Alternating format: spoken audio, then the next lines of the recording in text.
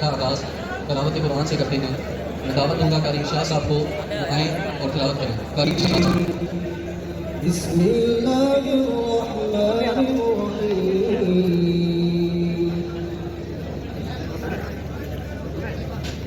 یا ایہا الذین آمنوا اتقوا اللہ ولتنظر نفس ما قدمت لغد واتقوا الله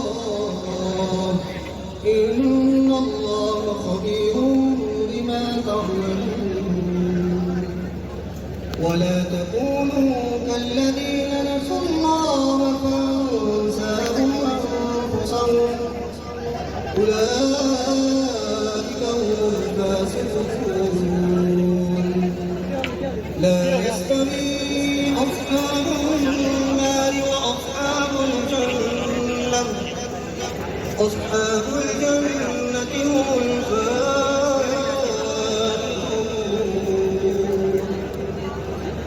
لو أنزلنا هذا القرآن على جبل لرأيته خاشعا متصدعا من خشية الله. وتلك الأمثال نضربها للناس لعلهم يتفكرون. هو الله الذي لا إله إلا هو عالم الغيب والشهادة هو الرحمن الرحيم. هو الله الذي لا إله إلا هو الملك القدوس السلام المؤمن المهيمن العزيز الجبار المتكبر. سبحان الله عما يشركون. هو الله الخالق البارئ المصور له الأسماء الحسنى يسبح له ما في السماوات والأرض وهو العزيز الحكيم. صدقت يا رب العالمين. السلام عليكم ورحمة الله. وعليكم السلام. On behalf of President of Student Council Forum Division Bhagalpur, Zia الرحمان، آپ تمام اسٹوڈنٹس کو کالج اور یونیورسٹیز کے اور اسی طرح ہمارے معزز مہمان گرامی اور کالج اسٹاف اور یونیورسٹی اسٹاف ان تمام کو اپنے 9 قیوم سیمینار کے اندر خوش آمدید کہتے ہیں، اہلا وسہلا مرحبا کہتے ہیں. میں اپنے آنے والے اسپیکر کو بھی خوش آمدید کہتا ہوں.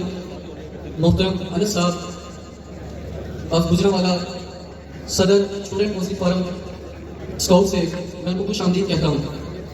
اسی طرح میں محترم Azim Farooq sahab department of media student council forum ان کو بھی میں خوش آمدید کہتا ہوں. ہمارا پروگرام انشاءاللہ مختلف موٹیویشنل اسپیکر کے اوپر منحصر ہے، تو میں اس بلا تاخیر دعوت دیتا ہوں محترم انس مرسی صاحب of Gujranwala student council forum department of scout کہ وہ آئیں اور بھائیوں سے خطاب کریں. محترم انس مرسی صاحب. بسم الله الرحمن الرحيم. إن الحمد لله نحمده ونصلي على رسوله الكريم. أما بعد، قال الله تعالى في القرآن المجيد: يا أيها الذين آمنوا اتقوا الله ولتنظر نفس ما قدمت لغد واتقوا الله إن الله خبير بما تعملون. اللهم اجعلنا منهم ومن الذين آمنوا وعملوا الصالحات وتواصوا بالحق وتواصوا بالصبر. محروم تماشا کو پھر دیدہ بینا دے، محروم میں تماشا کو پھر دیدہ بینا دے، دیکھا ہے جو کچھ میں نے اوروں کو بھی دکھلا دے. یا رب دل مسلم کو، یا رب دل مسلم کو وہ زندہ تمنا دے جو قلب کو گرما دے، جو روح کو تڑپا دے. بھائیوں نے دعوت دی کہ بہاول نگر سرداروں اور نوابوں کے شہر کی دعوت دی، یہاں پہ بلایا، تو یقین جانیے بہت ہی خوشی کا موقع تھا کہ نوابوں کے سامنے بات کرنے کا موقع ملا، سرداروں کے سامنے، میرے سامنے سردار اور وطن عزیز کے ہونے والے نواب، بننے والے نواب، پاکستان کا مستقبل بیٹھے ہیں جنہوں نے پاکستان کی قیادت کرنی ہے، پاکستان کی سرداری جن کے ہاتھ میں ہوگی. تو بہت ہی خوشی کا موقع تھا کہ ایسے لوگوں کے سامنے بات کرنے کا موقع ملے گا. اللہ تعالیٰ آپ سب بھائیوں کو بہت زیادہ خوش رکھے اور پاکستان جو ہے وہ آپ کی وجہ سے روشن رہے، پاکستان کا مستقبل آپ کی وجہ سے تابناک رہے.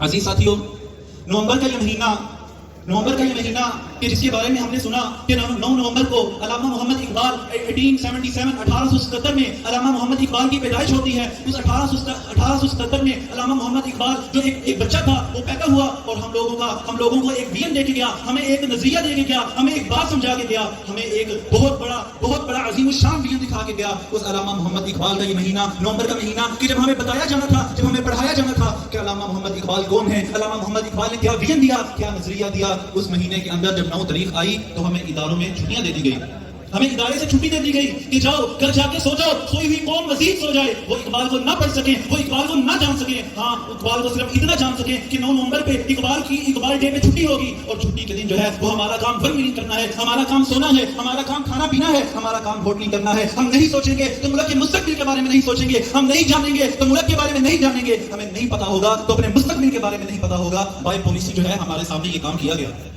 بائی پالیسی ہمیں یہ بات سمجھائی گئی. ہم صرف اتنا جانتے ہیں کہ اقبال شاعر مشرق ہیں، ہم نہیں جانتے اقبال کا تعارف. ڈاکٹر علامہ محمد اقبال کا فلسفے کے اندر جو ڈاکٹر ہیں، حکیم الامت ہیں، مسلم امت کے رہبر و رہنما ہیں، ہم ان کا تعارف نہیں جانتے.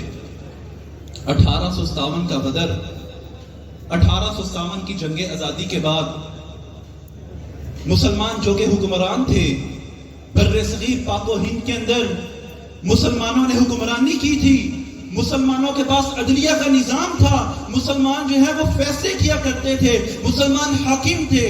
1857 کے غدر کے بعد ہندو اور انگریز کی ملی بھگت سے جو حاکم تھے ان کو محکوم بنایا گیا، جو حاکم تھے ان کو محکوم کر دیا گیا، جو فیصلے کیا کرتے تھے ان کے اوپر فیصلے کیے جانے لگے، جو کاروباری زندگی سنبھالا کرتے تھے، جن کے کنٹرول میں معاش تھا، ان کو جو ہے وہ غلام بنا دیا گیا. علامہ محمد اقبال اس سوچ کو، اس فکر کو، اس ویژن کو جانتے تھے. ان کو پتا تھا کہ ہندو مسلم کیا گٹھ جوڑ ہے، وہ مسلمانوں کے بارے میں کیا کرنے لگے ہیں.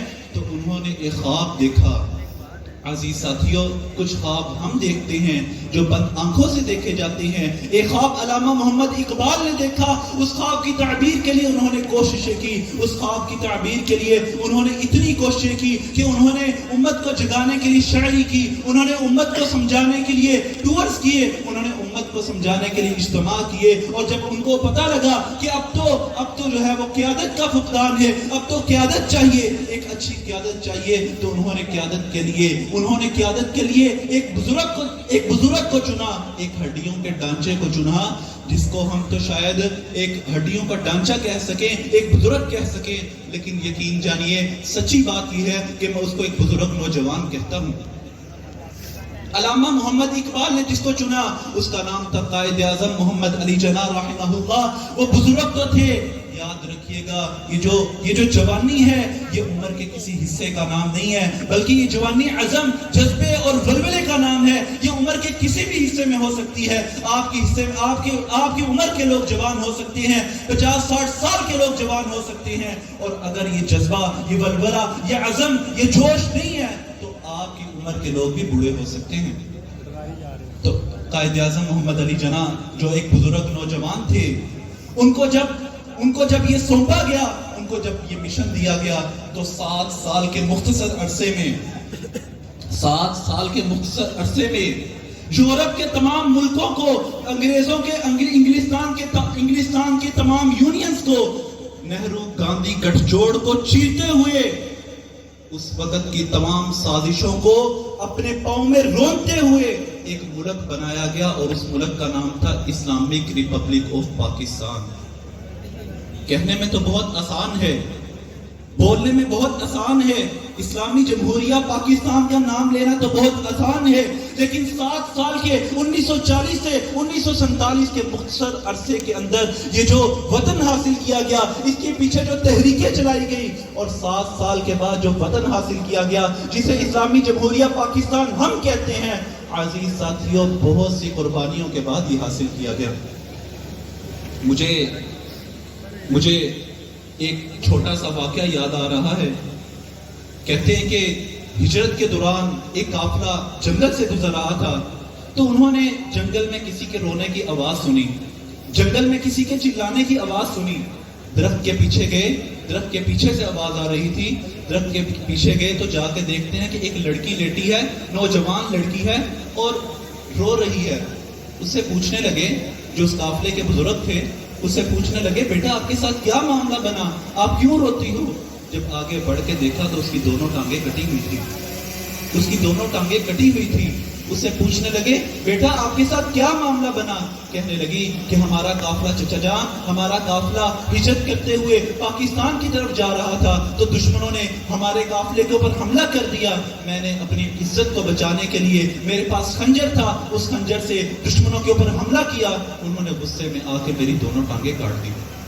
کہنے لگے, بیٹا ہم بھی پاکستان کی طرف جا رہے ہیں, میں آپ کو اٹھاتا ہوں, میں آپ کو اپنے ساتھ لے چلتا ہوں, ہم بھی پاکستان جا رہے ہیں. وہ کہنے لگی کہ چچا جان آپ مجھے پاکستان نہیں لے جا پائیں گے, آپ مجھے پاکستان نہیں لے جا پائیں گے. ہاں آپ میرا ایک کام کر سکتے ہیں, وعدہ کریں آپ میرا وہ کام کریں گے. وہ کہنے لگے, بیٹا بتاؤ کیا تمہارا کام ہے؟ وہ کہنے لگی کہ چچا جان وعدہ کریں آپ میرا وہ کام کریں گے. کہنے لگے, بیٹا ہاں میں وعدہ کرتا ہوں تمہارا کام کروں گا. کہنے لگی, چچا جان جب آپ پاکستان جائیں تو پاکستان کو جا کے میرا سلام کہنا. آپ پاکستان کو جا کے کہنا, اے ملک پاکستان, تیری خاطر تیری بیٹی نے اپنی جان قربان کر دی. مجھے اس بات کا تو غم ہے, مجھے اس بات کا تو غم ہے کہ میں ملک پاکستان کو تو نہ دیکھ پاؤں گی, لیکن مجھے اس بات کی خوشی ہے کہ میرا خون, میرا لہو, میری جان پاکستان بنانے میں کام آ گئی. عزیز ساتھیوں, یہ صرف ایک واقعہ تھا. 16 لاکھ مسلمان ایک نعرے کے اوپر شہید کر دیے گئے. ان کا نعرہ کیا تھا؟ وہ نعرہ کیا لگاتے تھے؟ بٹ کے رہے گا ہندوستان, بن کے رہے گا پاکستان. پاکستان کا مطلب کیا؟ پاکستان کا مطلب کیا؟ لا الہ الا اللہ. اس نعرے کے اوپر 16 لاکھ مسلمان گاجر مولی کی طرح کاٹ دیے گئے. ہم ایک وطن چاہتے تھے, ہم اسلامی تجربہ گاہ چاہتے تھے جس میں اسلام کے اوپر عمل کیا جانا تھا, لیکن بدقسمتی دیکھیے, ہم نے تجربہ گاہ تو بنا لی, تجربہ گاہ کا قیام تو ہو گیا, لیکن وہ تجربہ گاہ کیسی تھی؟ وہ تجربہ گاہ کیسی تھی؟ ہم نے اس میں اسلام کے اوپر عمل کرنے کے بجائے تجربے کرنے شروع کیے. کبھی ہم لوگ آمریت کا تجربہ کرتے, کبھی پارلیمانی نظام کا تجربہ ہوا. ملک پاکستان نے دیکھا, آسمان نے دیکھا کہ 75 سالوں میں کبھی صدارتی نظام آیا, کبھی پارلیمانی نظام آیا, کبھی آمریت آئی. نہیں آیا تو اسلام کا نظام اس ملک کے اندر نہیں آیا. پاکستان بنا تھا, پاکستان ایک نظریے کے اوپر بنا تھا.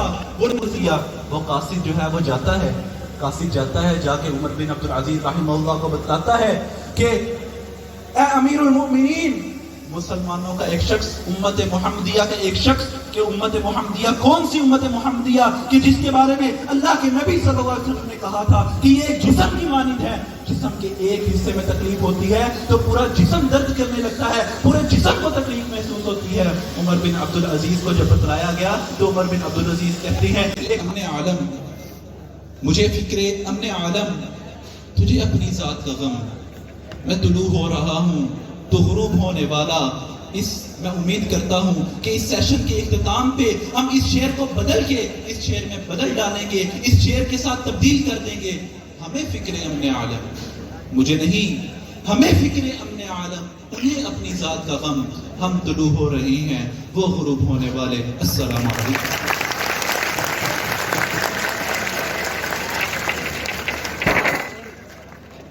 یہ تھے محترم انس موسی صاحب, student counselling form, department of scout دعوت دیتا ہوں محترم اعظم فاروق صاحب کو، student counselling form Pakistan media department, وہ آئیں اور خطاب کریں۔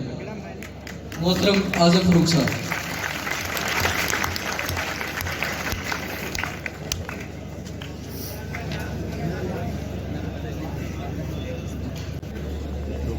ألم يروا كما أهلكنا من قبلهم من قرن مكناهم في الأرض ما لم نمكن لكم وأرسلنا السماء عليهم مدرارا وجعلنا صرف ایک دو چیزیں انشاءاللہ آپ کے سامنے رکھوں گا۔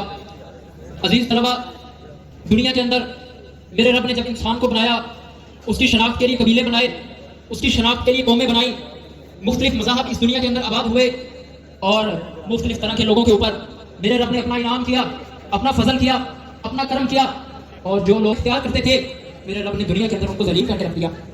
وہ جتنی بڑی مرضی قوم ہو، جتنی لاڈلی قوم ہو، جتنے رب کے قریب ہوں، لیکن جب انہوں نے رب کی بغاوت کی، جد و جہد کا رستہ چھوڑ دیا، اپنے مقاصد سے دوری اختیار کی، اپنے اصل سے ہٹ گئے، اپنے مقصد سے دور ہو گئے، میرے رب نے دنیا کے اندر ان کو مغلوب کر کے رکھ دیا۔ بنی اسرائیل کی قوم، بڑے انبیاء اس قوم کے اندر آئے، قرآن کے اندر اس کا تذکرہ، تورات ان کے اوپر آئی، آسمان سے ان کے لیے کھانا پک کر آتا تھا، جہاں پر جاتے تھے بادل کے ذریعے جو ہے چھاؤں کی جاتی تھی۔ اتنا بڑا میرے رب نے اس قوم کو بنا دیا۔ اور یکسوئی دیکھتا ہوں، اپنے رسول عین کے لیے یکسوئی دیکھتا ہوں، تو پھر مجھے انشاءاللہ یہ امید نظر آتی ہے کہ یریدون ان یطفئوا نور اللہ بافواہہم واللہ متم نورہ ولو کرہ الکافرون۔ یہ طاغوت جتنی بھی سازش کرتا رہے، طاغوت اپنے جتنے بھی حقائق یہاں پر لاتا رہے، تو نوجوانوں کے اندر اگر یہ شعور بیدار ہو چکا ہے، اگر نوجوانوں کے اندر یہ جذبہ بیدار ہو چکا ہے، اور نوجوان اس کامیابی، اس تبدیلی کے دروازے پر دستک دے رہے ہیں، تو انشاءاللہ پاکستان کا مستقبل انشاءاللہ کامیاب ہوگا، اور پاکستان کے اندر دیانتدار قیادت بھی آئے گی، صالح قیادت بھی آئے گی۔ وہ لوگ آئیں گے کہ پاکستان کو لا الہ الا اللہ کی بنیاد پر بننے والے پاکستان کو صحیح روپ پر لا الہ الا اللہ کی بنیاد پر، نظریہ پاکستان کی بنیاد پر پھر سے اٹھائیں گے، پھر سے کھڑا کریں گے، اور انشاءاللہ العزیز اس کے راستے میں آنے والی جو رکاوٹیں ہیں، جو ضرورت ہے، جو تقاضی ہے، اس چیز کا تقاضا کرتی ہے یہ جدوجہد، انشاءاللہ اس سے گریزاں نہیں ہوں گے۔ اور پھر آپ کو کسی وڈیرے اور جاگیردار کے ڈیروں کے چکر نہیں لگانا ہوں گے، اور پھر آپ کو انشاءاللہ العزیز کسی وڈیرے کے پاس جانے کے لیے آپ کو یہ سوچنے کی ضرورت نہیں ہوگی کہ میں نے فلاں میاں صاحب کے پاس جانا ہے، فلاں چودھری صاحب کے پاس جانا ہے۔ نہیں، آپ کے عوام میں سے جب قیادت اٹھے گی تو عوام میں سے قیادت ہوگی، اور یہ عوامی قیادت ہوگی جو عوام کے اندر ہی رہے گی۔ انشاءاللہ العزیز پھر پاکستان کے اندر کرپشن کا باب ہمیشہ کے لیے کلوز بھی کریں گے، احتساب کے کٹہرے میں بھی جائیں گے، اور پھر ہمیں اس بات کی ضرورت نہیں ہوگی کہ ہمیں فلاں نے اختیار دیا تھا یا نہیں دیا تھا۔ ہمیں انشاءاللہ اللہ رب العزت نے جو شعور دیا ہے ہم جدوجہد کریں گے۔ میں آپ کو بتانا چاہتا ہوں کہ جدوجہد کا جب نام آتا ہے تو اس کے آگے جدوجہد کے آگے کشمکش ہوتی ہے۔ میرے عزیز نوجوانوں، بہاول نگر کا مستقبل ہے، آپ کو تیاری کرنی ہوگی اس کشمکش کے اندر کود جانے کے لیے۔ جب جدوجہد ہوتی ہے تو پھر کشمکش آتی ہے، جب کشمکش برپا ہوتی ہے اس کشمکش کے نتیجے میں بھی کامیابی انشاءاللہ اللہ تعالیٰ سمجھاتا ہے۔